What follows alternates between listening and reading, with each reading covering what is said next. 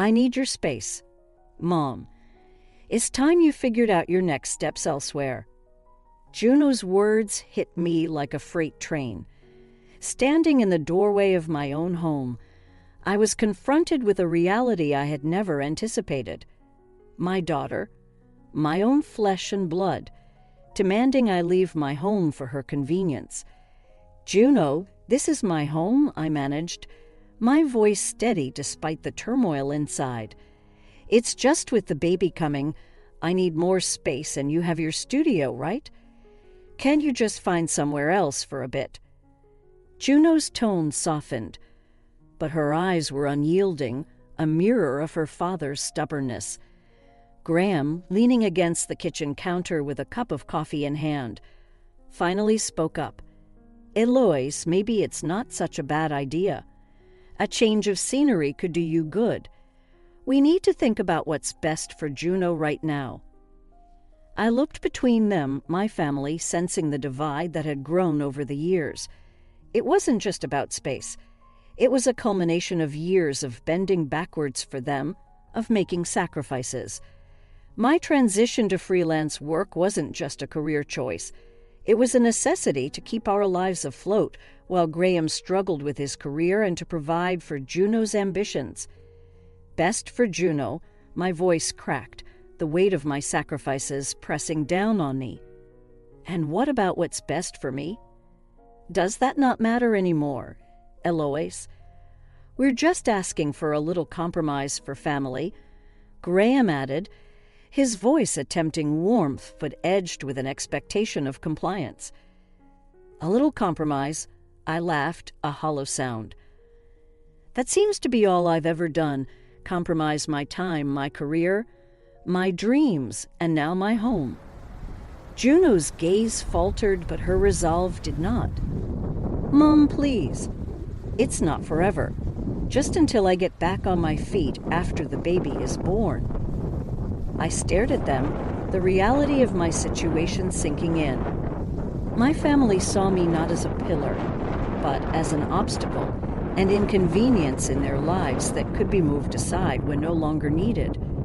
Fine, I said finally, the word tasting bitter on my tongue. I'll go, but remember, actions have consequences. I hope you're prepared for them. As I walked away, I didn't look back. I couldn't. The pain of betrayal was too sharp, too raw. My own home, a place where I had poured my heart and soul into making it a sanctuary for us, was now a battleground. Graham and Juno's conversation faded behind me as I ascended the stairs to pack a few belongings. Each step was heavy, laden with the realization that my sacrifices had been for nothing. They had taken everything from me, and now they were taking my home. But as I zipped up my suitcase, a resolve settled over me. I will leave, but this is not the end. It's a new beginning, a chance to reclaim my life, my dignity, and perhaps in time, my family, but on my terms. I will find my way, I whispered to the empty room. And when I do, I hope they realize the true cost of their demands. With one last glance at the home I had built, I stepped out into the unknown, the door closing behind me with a finality that echoed in my heart. The silence of my new, smaller studio apartment was deafening. Gone were the familiar sounds of my old home, the laughter, the arguments, the life that I had built brick by brick, only to be pushed out. I sat at my makeshift desk, surrounded by boxes still unpacked, the glow of my computer screen the only light in the room. The stark contrast between my past and present life couldn't be more apparent. And as I sifted through emails trying to find solace in work, the doorbell rang, a sharp interruption to my solitude. It was Graham, his presence at my doorstep, both a surprise and a harbinger of unwelcome news. Eloise, we need to talk, he said, stepping into the dim light of my apartment without waiting for an invitation. What's left to talk about, Graham? I asked, my voice steady, betraying none of the turmoil inside. It's about the house and finances. Juno's needs are more than we anticipated. We're going to need more help from you." I stared at him incredulous. "More help? After everything, you're asking for more? It's for your daughter, Eloise. You wouldn't want her to suffer, would you?" His words were manipulative, aiming to guilt-trip me into compliance. "Graham, I've given everything, my home, my peace, my life. What more do you want from me?" My voice rose, a mix of anger and disbelief coloring my tone. "Just think about it. It's for now," he repeated, his voice cold, the fatherly concern feigned at best. As he left, his words lingered in the air, a toxic reminder of the betrayal that had become my reality. They expected more from me, always more, never considering the cost to my own well-being. The following day, I decided to visit the house, not to relent to their demands, but to confront the situation head-on. The sight of my former home, now overtaken by Juno's expanding needs, was a stark representation of my displacement. Juno greeted me with a tepid smile, her earlier boldness replaced with a veneer of guilt. "Mom, I didn't think it would come to this, but we really need the help." "Juno, I've helped enough. It's time you and your father figure things out on your own. I've been pushed out of my home, asked to give up my life for you, and now you ask for more." My voice, though firm, was not without pain. "But Mom, where am I supposed to go? What am I supposed to do?" Her entitlement was evident, expecting me to solve problems of her own making. "That's something you should have thought about before. I'm your mother, not your fallback plan." Turning to leave, I felt a surge of resolve. No longer would I be the silent supporter, taken for granted and expected to give endlessly. As I walked away, I heard Juno's frustrated voice behind me. "You're just going to leave your daughter like this?" I didn't look back. "You left me long before this, Juno. It's time you learn what life demands." That night, as I lay in the quiet of my new reality, the idea began to form. If they expected me to give more, then I would, but not in the way they anticipated. It was time to reclaim what was mine, to show Graham and Juno the consequences of their actions. My contributions, my sacrifices, would no longer be invisible. They had awakened a determination within me, a drive to seek justice for the wrongs done. As the plan took shape in my mind, a sense of empowerment enveloped me. They had underestimated me, but they would soon learn the true cost of their demands. My revenge would be my return, my reclamation of dignity, and it would start with taking back what was rightfully mine. My resolve had never been clearer as I embarked on my plan of retribution. The first step was uncovering the full extent of Graham's deceit. Over the years, he had masterfully crafted the narrative that he was the financial backbone of our family. A story I knew all too well to be false. But it was time the truth came to light, not just for me, but for Juno too. I began by meticulously gathering financial statements, bank records, and property deeds. Evidence of my contributions, my sacrifices. It was during this search that I discovered something more insidious. Documents hidden away in a file I had never seen before revealed a shocking truth. Graham had been funneling money from our joint accounts into a private one I knew nothing about. The revelation was a cold, hard slap in the face, a betrayal that cut deeper than I could have imagined. Armed with this information, I confronted Graham, demanding answers.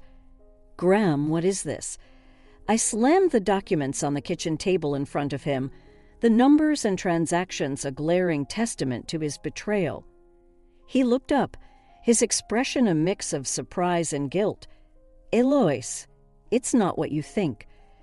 I was saving that money for us, for our future." "Our future?" I scoffed, disbelief coloring my tone. "Or your future without me? You've been lying to me, to Juno, undermining my contributions, making me out to be the lesser partner in our marriage. Graham's attempts to explain were feeble, his words empty. Eloise, I just thought. You thought I'd never find out, but I did. And now everything changes. The confrontation left Graham rattled, his facade of control crumbling. But for me, it was the catalyst for my next move. If Graham could betray me in such a fundamental way, then all bets were off. I took my findings to a lawyer, explaining my situation and my desire to reclaim what was rightfully mine. The lawyer, a woman of sharp wit and even sharper legal acumen, laid out a plan that was both brilliant and ruthless. We'll begin with the house, she said, her eyes alight with strategic fire. It's in your name alone, correct? Yes, I confirmed, a sense of empowerment growing within me. Then you have more power than you realize. We can leverage this to not only secure your financial independence, but also to send a clear message to Graham and Juno. The plan was simple yet effective. I would sell the house, the one asset solely in my name, and reclaim the financial stability Graham had tried to steal from me. But more than that, it would be my declaration of independence, a demonstration that I was no longer the woman they could manipulate and betray without consequence. As I initiated the process, my interactions with Graham and Juno became strained, their demands and manipulations more desperate. Mom, you can't do this to us. Juno pleaded one day, her voice tinged with panic. Where will we go? What about the baby? You both made your choices. Now I'm making mine, I replied, my voice devoid of the warmth it once held for her. Graham, too, tried to appeal to my sense of family, of loyalty, but his words fell on deaf ears. The man I had married, the father of my child, was a stranger to me now, his true nature revealed in the light of his actions. As the sale of the house moved forward, I felt a weight lifting from my shoulders. For years, I had been bound by my roles as a wife and mother, my own needs and desires secondary to those of my family. But no longer. I was taking back control, forging a new path on my own terms. And as for Graham and Juno, they would soon learn the true cost of their ingratitude and betrayal. The day I left for the last time, the air was thick with unspoken tension. Graham and Juno stood in the living room of the house that was no longer ours, their expressions a mix of confusion and anger. They had just learned of the sale, a transaction done quietly without their knowledge. You sold the house. Graham's voice was low, disbelief etched into every word. Our home, Eloise, how could you? It's in my name, Graham. My home. And I decided to sell it. I said, my voice steady, betraying none of the emotional turmoil swirling inside me. Juno, her hands cradling her growing belly, looked from Graham to me, her eyes wide. But where will we go? What about the baby? That's something you should have considered before demanding I leave my own home, I replied, the coldness in my voice surprising even me. This is betrayal, Eloise, pure and simple. Graham said, his voice rising in anger. Betrayal. I laughed a bitter sound. You want to talk about betrayal? Look in the mirror, Graham. You lied, you manipulated, you took everything I gave and asked for more. The room fell silent, the weight of my words hanging heavy between us. I turned to leave, my heart heavy but my resolve unshaken. This was the end of one chapter, but the beginning of another, one where I was in control. As I reached the door, Graham's voice stopped me. You'll regret this, Eloise. You're tearing this family apart. I paused, my hand on the doorknob. Without turning back, I said, No, Graham. This family was torn apart long ago. I'm just the first to acknowledge it. Leaving the house behind, I didn't look back. The finality of the moment was overwhelming, but beneath the sorrow and betrayal, There was a burgeoning sense of freedom. For the first time in years, I was free from the expectations and demands that had defined my life. In the weeks that followed, the reality of my actions set in. Graham and Juno were forced to find a new place to live, their comfortable existence upended by my decision.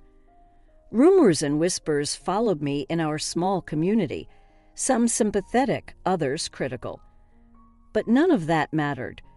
I had taken a stand, reclaimed my agency, and in doing so, had started down a path of self-discovery and independence. My new apartment became a sanctuary, a place of peace and creativity.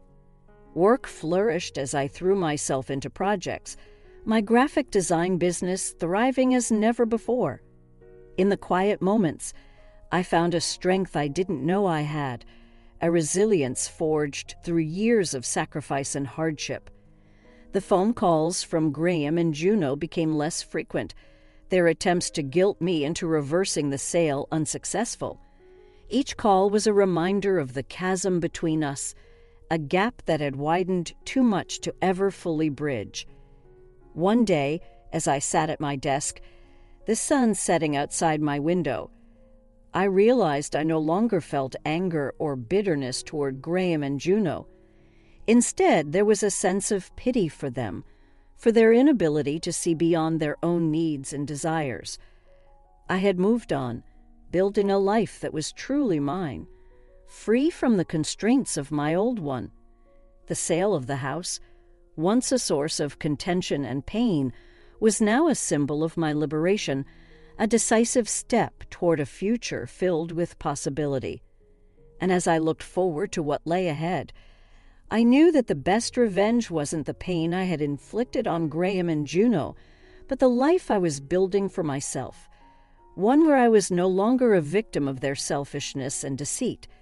It was a life where I was finally truly free. The completion of the house sale marked not just the end of an era, but the beginning of a new chapter in my life, one where I stood firmly on my own 2 feet, unburdened by the expectations and manipulations of those I had once called family. My new apartment, once a symbol of my forced exile, had become a haven of peace and creativity. The walls adorned with my own designs reflected a life that was entirely mine. My freelance work, now more than just a job, was a testament to my resilience, a thriving business built from the ashes of my former life. During this time of renewal, I received a call from Graham, his voice a mix of desperation and anger. "Eloise, you've taken everything from us. How could you do this to your own family?" Family? I echoed the word, bitter on my tongue. A family supports each other, Graham. What you and Juno did was far from supportive. It was selfish. You're going to regret this, Eloise. You can't just start over and expect us to disappear. We're your family, whether you like it or not. I've made my peace with that, Graham. It's time you make yours, I replied, my voice calm but firm. The call ended with a click, his threats hanging in the air. But they no longer had any power over me. The weeks turned into months, and my life settled into a comfortable rhythm. The drama and turmoil that had once defined my existence seemed like distant memories. But I knew that true closure had not yet been achieved. The final act of my plan was still unfolding, a silent countdown to the moment when Graham and Juno would realize the full extent of their actions. That moment came unexpectedly. I had ventured out to a local cafe, a small luxury in my new life of independence, when I spotted them. Graham and Juno were seated at a table near the window, their conversation tense and fraught with emotion. "I can't believe she did this to us," Juno was saying, her voice a mix of disbelief and sorrow. "It's her revenge, Juno. She's made her point," Graham replied, his tone resigned. The sight of them so defeated and broken stirred something within me. Not satisfaction or triumph, but a profound sadness for what could have been. We had once been a family bound by love and shared dreams, Now, all that remained were the shattered pieces of our once happy life. As I left the cafe unnoticed by them, I felt a chapter of my life closing. My revenge, though justified, had come at a great cost. The family I had once cherished was no more, their place in my life now occupied by memories and lessons learned. In the solitude of my apartment, I reflected on the journey I had undertaken. From the depths of betrayal and loss, I had emerged stronger, more self-assured. My revenge, while necessary, was not the source of my strength. It was the realization that I alone was the architect of my happiness, the master of my destiny. And so, as I looked toward the future, I knew that the best was yet to come, not because of the vengeance I had exacted, but despite it. My life, once defined by others, was now my own, and with each passing day, I would build it piece by piece into something beautiful and unbreakable. The road ahead was uncertain, filled with challenges and opportunities, but I faced it head-on with a heart full of hope and a spirit unyielded, for I had learned that true strength comes not from vengeance, but from the courage to move forward, to forgive, and ultimately to find peace within oneself. The day of reckoning arrived sooner than I anticipated. A crisp morning breeze accompanied my steps as I approached the house I once called home, the real estate agent beside me. The For Sale sign stood prominently in the front yard, a beacon of the impending change. Graham and Juno, unaware of my arrival, were about to face the reality of their situation head-on. As I rang the doorbell, my heart pounded with a mixture of anticipation and resolve. The door swung open, and there stood Graham, his expression shifting from surprise to disbelief as he saw me. "Eloise, what are you doing here?" he stammered, confusion written all over his face. "I'm here to show the house, Graham. It's time you both faced the consequences of your actions," I replied, my voice steady, betraying none of the emotional turmoil within.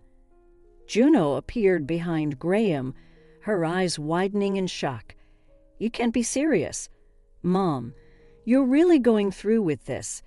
"Yes, Juno, I am. You both seem to forget that this house was the one thing I had left. You took everything else from me," I said, the words laced with a bitterness I no longer bothered to hide. The real estate agent, a neutral party in the midst of our familial storm, stepped forward. "If you'll allow us, we have potential buyers on the way. It would be best if we could proceed without any complications." Graham and Juno exchanged a look of desperation, the reality of their situation finally dawning on them. "Please, there has to be another way. We'll be left with nothing," Graham pleaded, his voice breaking. "You left me with nothing when you demanded I leave my own home," I countered, my resolve hardening. "I warned you, actions have consequences. It's time you learn that lesson." As the potential buyers arrived, Graham and Juno retreated into the house, their whispers a cacophony of regret and disbelief. The real estate agent and I led the buyers through the property, each room a reminder of the life I once lived, the memories I once cherished. After the showing, as I stood in the living room for what could be the last time, Juno approached me, tears streaming down her face. "Mom, I'm so sorry. I didn't realize. I never wanted it to come to this." Her apology, though heartfelt, came too late. "Juno, I hope one day you understand why I had to do this. Maybe then you'll forgive me, as I'm trying to forgive you." Leaving the house behind, I felt a weight lifting off my shoulders. The sale was more than just a transaction. It was a symbol of my liberation from the chains of betrayal and manipulation. Graham and Juno's future was now in their own hands, just as mine was in mine. The days that followed were a blur of legal proceedings and finalizations. The house sold quickly, the market eager to claim such a prized property. And with the final signature, I closed the chapter on a significant part of my life. As I sat at my desk, the deed to the house now transferred, I realized the depth of what I had accomplished. I had stood up for myself, faced my betrayers, and emerged victorious. But it was a victory tinged with sadness, for in gaining my independence, I had lost my family.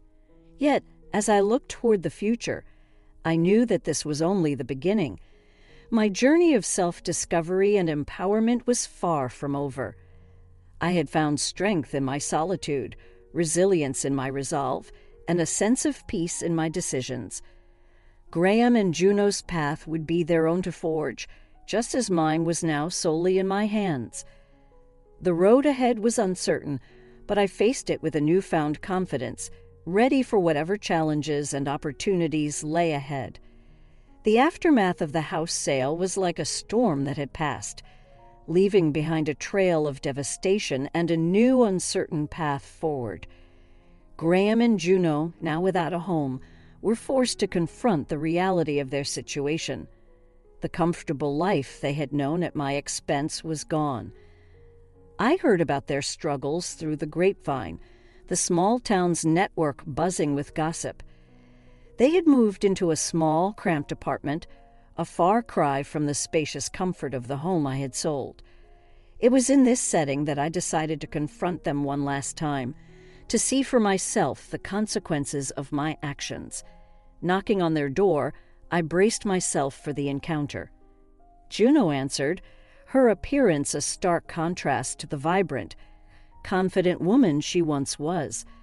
Her eyes, once full of life, now held a weariness that spoke volumes. "Mom," she said, her voice a mixture of surprise and resignation, "what are you doing here?" "I came to see how you're doing," I replied, stepping into the dimly lit apartment. The space was cramped, cluttered with boxes and makeshift furniture, a far cry from the comfort of our former home. Graham appeared from the other room, his expression hardening at the sight of me. "Come to gloat, Eloise? To see the results of your revenge?" he sneered. "No, Graham. I came to see if there's anything left of the family we once were," I said, my voice steady. The conversation that followed was tense, filled with accusations and recriminations. Juno and Graham blamed me for their current situation, unable to see their own roles in the downfall of our family. "You took everything from us, Mom." "How could you?"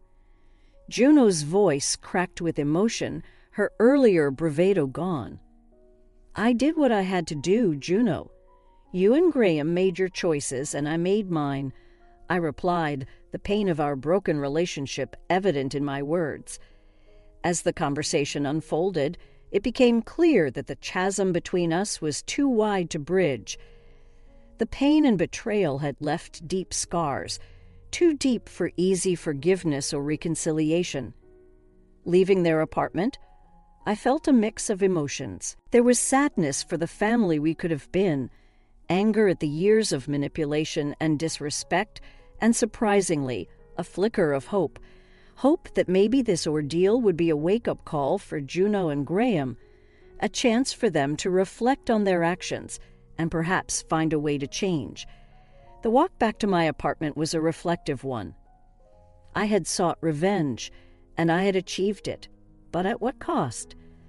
The satisfaction of seeing Graham and Juno confront the consequences of their actions was overshadowed by the realization that our family was forever altered. In the weeks that followed, I focused on rebuilding my life, my work, and my sense of self.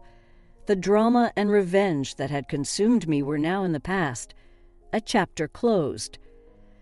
I had emerged stronger, more independent, but the journey had left its mark.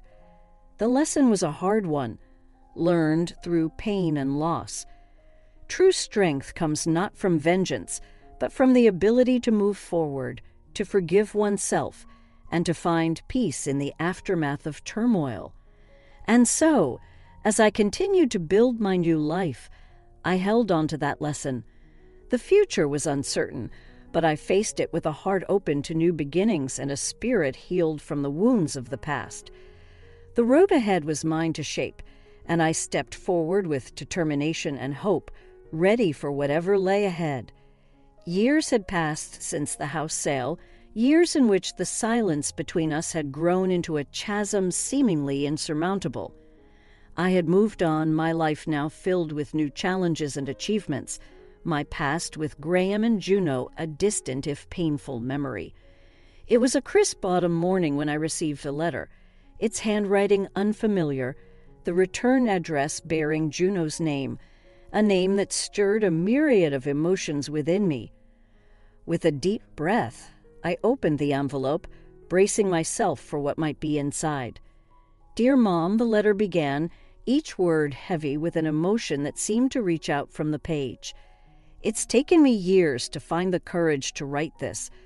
I know I've caused you unimaginable pain, and for that, I am deeply sorry. My actions were unforgivable, driven by selfishness and a failure to see beyond my own needs." I sat down, the letter trembling in my hands. Juno's words, so raw and honest, were a far cry from the daughter I remembered. I spent a lot of time reflecting on my life, on the choices I made and the people I hurt. It's been a difficult journey, one filled with regret and a deep desire for redemption. I understand if you can't forgive me, but I needed you to know that I am truly sorry for everything. The letter continued, detailing Juno's life since we last spoke. She talked about the challenges of raising her child alone, of the hardships and the lessons learned along the way. It was a story of growth and change, of a young woman who had faced the consequences of her actions and emerged stronger for it. I'm reaching out not just to apologize, but to ask for a chance to start anew, to rebuild what we once had in whatever form that might take. I miss you, Mom. I miss our family, despite everything that's happened. Finishing the letter, I found myself at a loss. The emotions that coursed through me were a tangled web of sorrow, anger, and surprisingly, hope. Juno's words had opened old wounds, but they also offered the possibility of healing, of reconciliation. The decision to respond weighed heavily on me. Could I forgive her? Could we ever rebuild what had been so thoroughly destroyed? The answer was unclear, the path forward fraught with uncertainty. Days passed as I pondered Juno's letter, her words echoing in my mind. It was a conversation with an old friend that finally gave me clarity. "Forgiveness isn't just for those who wrong us," she said. "It's for us too, a way to let go of the past and move forward." And so I wrote back to Juno. My letter was cautious but open, expressing my own pain and the long journey I had taken towards healing. I spoke of the possibility of starting anew, not as the family we once were, but as something different, something new.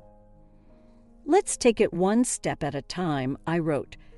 "Building bridges takes effort from both sides, and I'm willing to try if you are."